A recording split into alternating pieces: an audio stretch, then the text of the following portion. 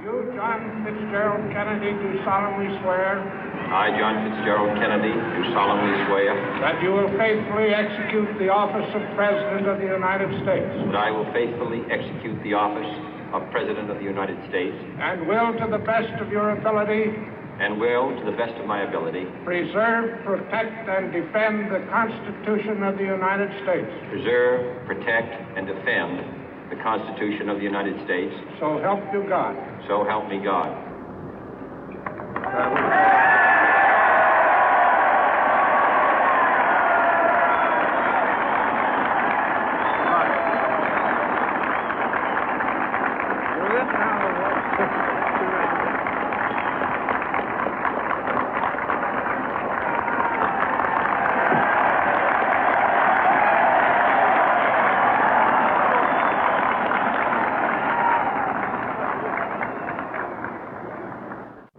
Vice President Johnson, Mr. Speaker, Mr. Chief Justice, President Eisenhower, Vice President Nixon, President Truman, Reverend clergy, fellow citizens. We observe today not a victory of party, but a celebration of freedom, symbolizing an end as well as a beginning, signifying renewal as well as change. For I have sworn before you and Almighty God the same solemn oath our forebears prescribed nearly a century and 3/4 ago. The world is very different now, for man holds in his mortal hands the power to abolish all forms of human poverty and all forms of human life. And yet the same revolutionary beliefs for which our forebears fought are still at issue around the globe. The belief that the rights of man come not from the generosity of the state, but from the hand of God. We dare not forget today that we are the heirs of that first revolution. Let the word go forth from this time and place to friend and foe alike that the torch has been passed to a new generation of Americans born in this century, tempered by war, disciplined by a hard and bitter peace, proud of our ancient heritage, and unwilling to witness or permit the slow undoing of those human rights to which this nation has always been committed and to which we are committed today at home and around the world.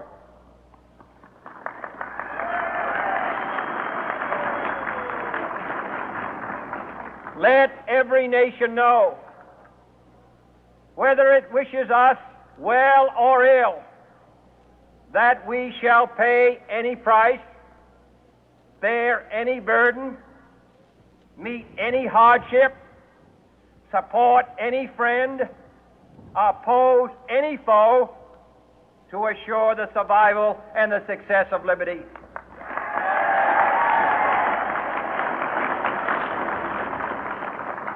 This much we pledge and more.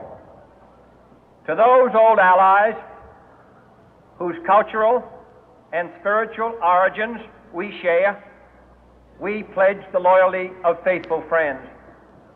United, there is little we cannot do in a host of cooperative ventures. Divided, there is little we can do, for we dare not meet a powerful challenge at odds and split asunder. To those new states whom we welcome to the ranks of the free, we pledge our word that one form of colonial control shall not have passed away, merely to be replaced by a far more iron tyranny.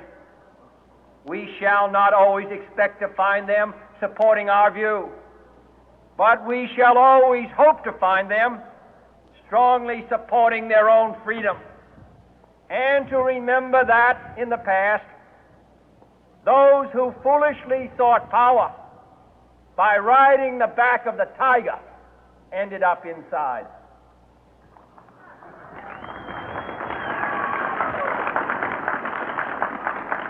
To those people in the huts and villages of half the globe struggling to break the bonds of mass misery, we pledge our best efforts to help them help themselves for whatever period is required, not because the communists may be doing it, not because we seek their votes, but because it is right.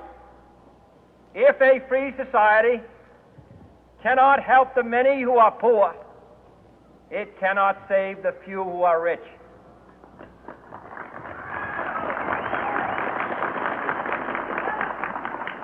To our sister republics south of our border, we offer a special pledge to convert our good words into good deeds, in a new alliance for progress, to assist free men and free governments in casting off the chains of poverty. But this peaceful revolution of hope cannot become the prey of hostile powers. Let all our neighbors know that we shall join with them to oppose aggression or subversion anywhere in the Americas. And let every other power know that this hemisphere intends to remain the master of its own house.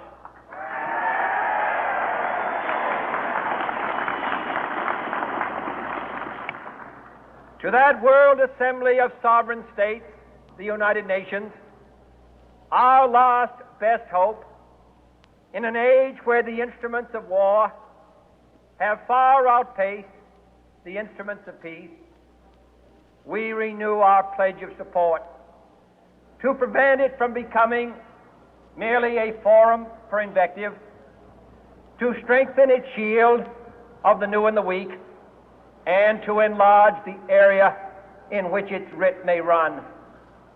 Finally, to those nations who would make themselves our adversary, we offer not a pledge, but a request that both sides begin anew the quest for peace.